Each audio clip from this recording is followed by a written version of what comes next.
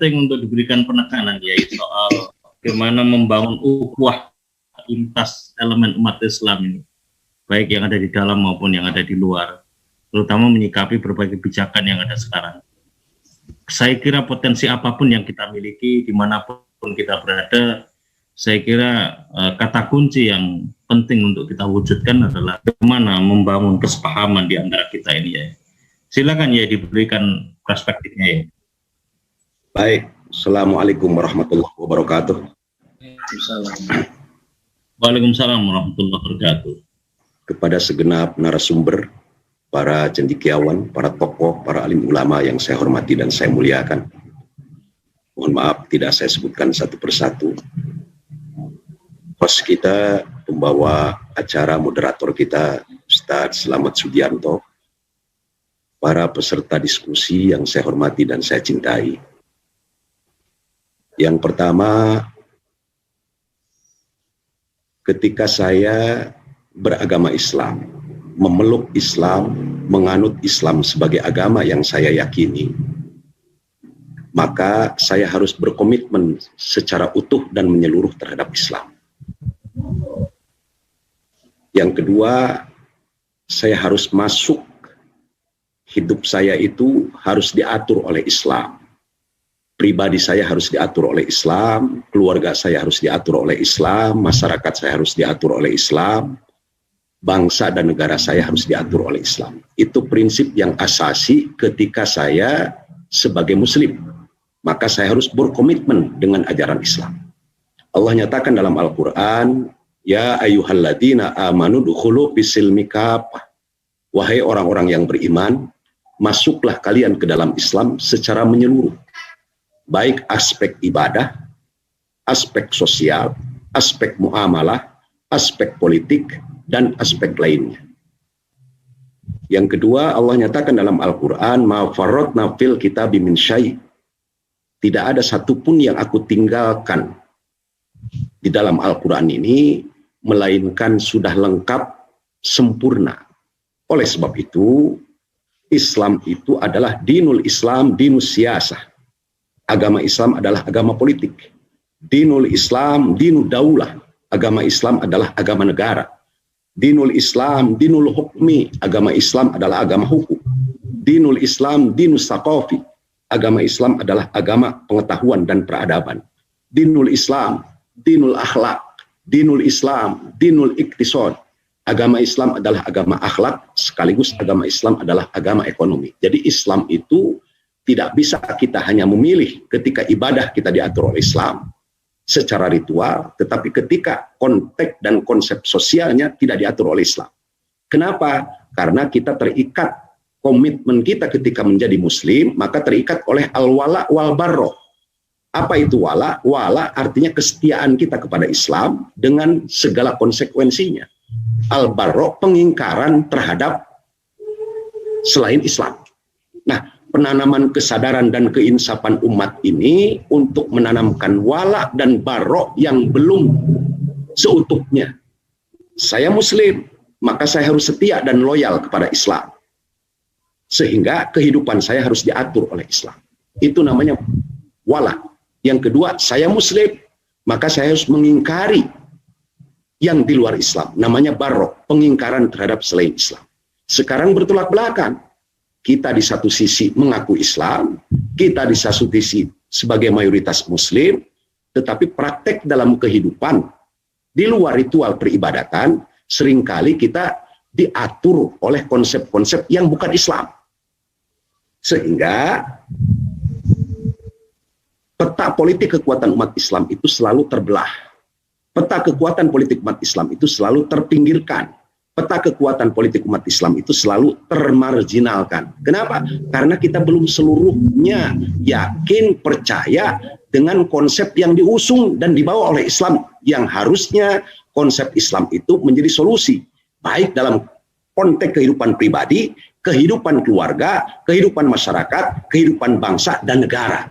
Ini seringkali dipisah karena masuk virus liberal, masuk virus sekuler, sehingga ibadahnya sesuai dengan Islam, tapi pergaulan kesehariannya tidak sesuai dengan Islam. Ibadahnya sesuai dengan Islam, tapi kehidupan masyarakatnya tidak sesuai dengan Islam. Ibadahnya sesuai dengan Islam, tapi kehidupan masyarakatnya tidak sesuai dengan Islam. Ibadahnya sesuai dengan Islam, tetapi kehidupan berpemerintahannya tidak sesuai dengan Islam.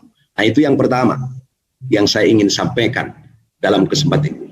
Yang kedua, kenapa kita selalu di dalam mengarungi pertarungan samudera perpolitikan, kebangsaan, dan kenegaraan ini selalu mengalami kekalahan dari waktu ke waktu, dari tahun ke tahun? Karena ada 3 kelompok di dalam pengusungan Islam.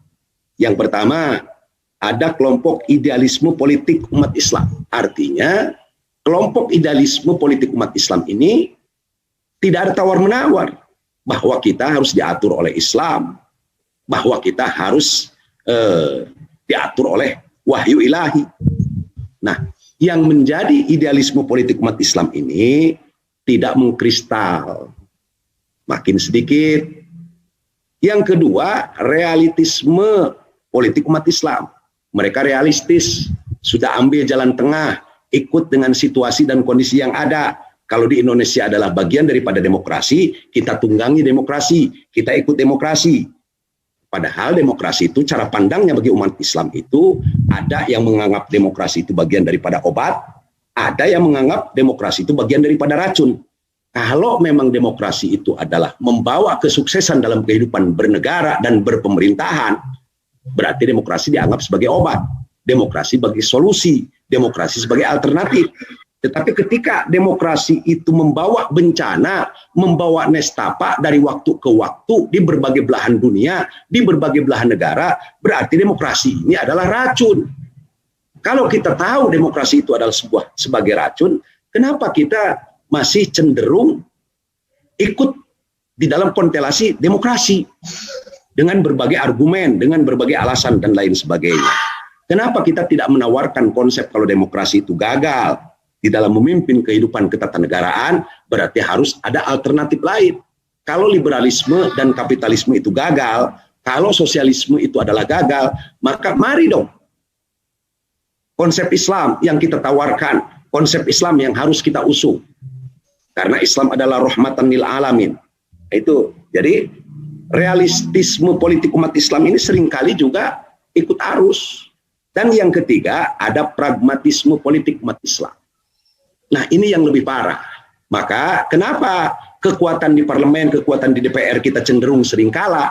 Karena memang pragmatis. Satu suara. Islam tidak mengatur demokrasi, Islam mengatur syuro. Maka di dalam syuro itu yang menentukan jarum jam kehidupan berbangsa dan bernegara.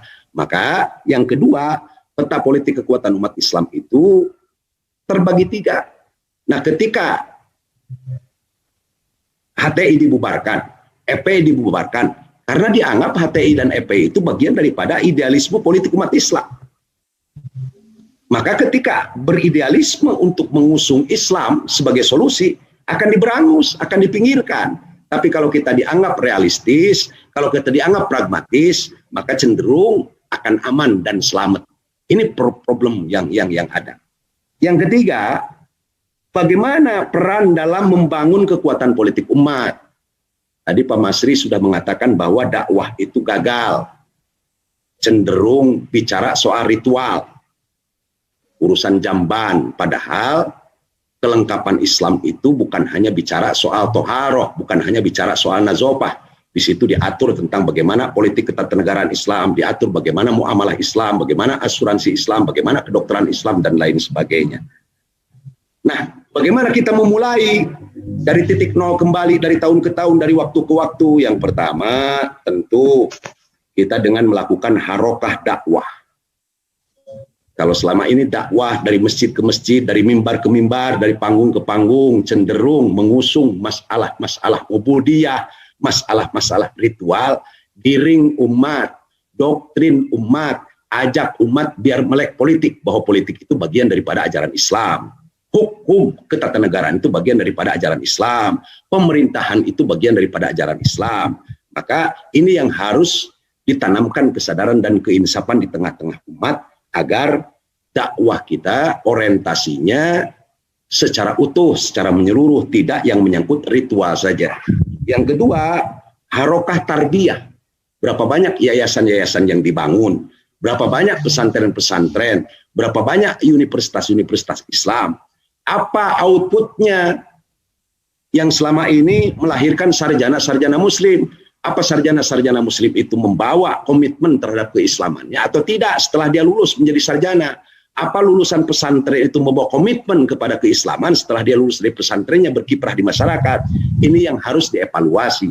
Maka harokah tarbiyah, pendidikan-pendidikan Islam itu harus diajarkan tentang masalah politik Islam, tentang masalah ketatanegaraan Islam, tentang masalah pemerintahan Islam, daulah Islam, khilafah Islam, dan lain sebagainya.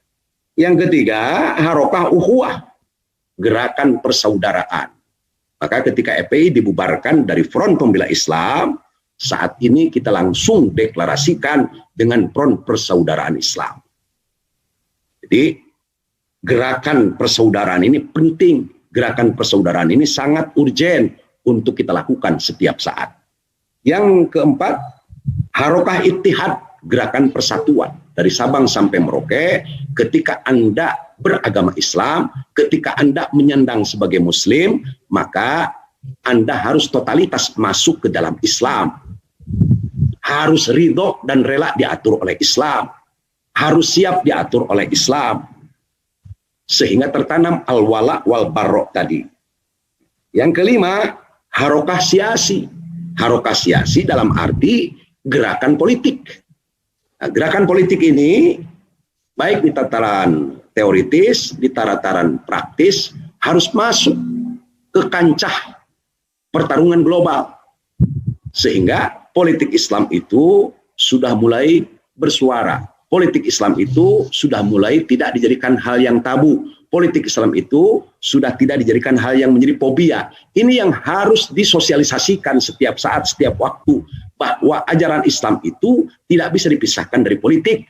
Ajaran Islam itu tidak bisa dipisahkan dari negara. Ajaran Islam itu tidak bisa dipisahkan dari pemerintahan. Dan yang terakhir, yang keenam, harokah jihadi. Harokah jihad.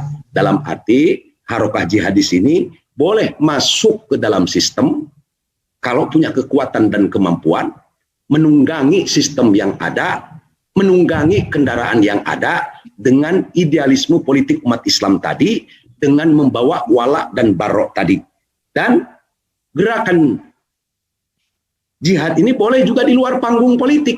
Dalam arti tidak harus mesti masuk sistem, di luar kita menggalang kekuatan. Galang kekuatan umat, sadarkan umat, insapkan umat agar mereka benar-benar memahami. Saya menambahkan bahwa peta kekuatan politik umat Islam saat ini selalu dipinggirkan, selalu dimarginalkan karena ada kecenderungan bahwa umat Islam sendiri seringkali tidak mau diatur oleh Islam. Umat Islam sendiri seringkali belum berkomitmen dengan Islam. Umat Islam sendiri seringkali menghilangkan sifat wala dan barok. Wala kesetiaan kepada Islam, barok pengingkaran terhadap selain Islam. Kalau ini perlu disosialisasikan, baik secara individual, majelis-majelis taklim, masjid-masjid, ruang-ruang pertemuan, ruang diskusi, ruang perdebatan, ruang parlemen, ruang pemerintahan, insya Allah akan ada kesadaran, oh ya selama ini saya Muslim, ternyata saya Muslim fobia, maka fobianya harus dihilangkan. Ya, selama ini saya adalah Muslim, tapi saya Muslim sekuler, ibadah saya Muslim, tapi kehidupan kenegaraan saya belum Muslim, maka harus ditenggelamkan. Itu Pak Slamet untuk sementara wacana yang bisa kita diskusikan. Ya. Inti dan kesimpulannya kita mulai dari harokah dakwah, harokah tarbiyah, harokah ukhuwah, harokah ittihad, harokah siasi, harokah jihadi demi keutuhan, kelangsungan, kekafahan ajaran Islam yang selama ini dipersepsikan salah oleh umat Islam itu sendiri. Maka ajak, sadarkan, insapkan bahwa Islam itu mengatur tatanan dari masuk jamban sampai masuk parlemen. Islam itu mengatur tatanan dari mulai cuci tangan sampai kepada tanda tangan pejabat dan lain sebagainya. Ya. Adanallahu wa yakum ajmain, wallahul muwaffiq ila aqwamit thoriq. Wassalamualaikum warahmatullahi wabarakatuh. Waalaikumsalam warahmatullahi wabarakatuh. Jazakallahu khairan kepada Kiai Haji Bagus Abdurrahman Anwar yang telah memberikan pencerahannya. Insya Allah nanti apa yang menjadi perspektif panjenengan semuanya, antum semuanya, nanti akan kita caption untuk kita bisa viralisasikan sebagai bentuk penyadaran umat.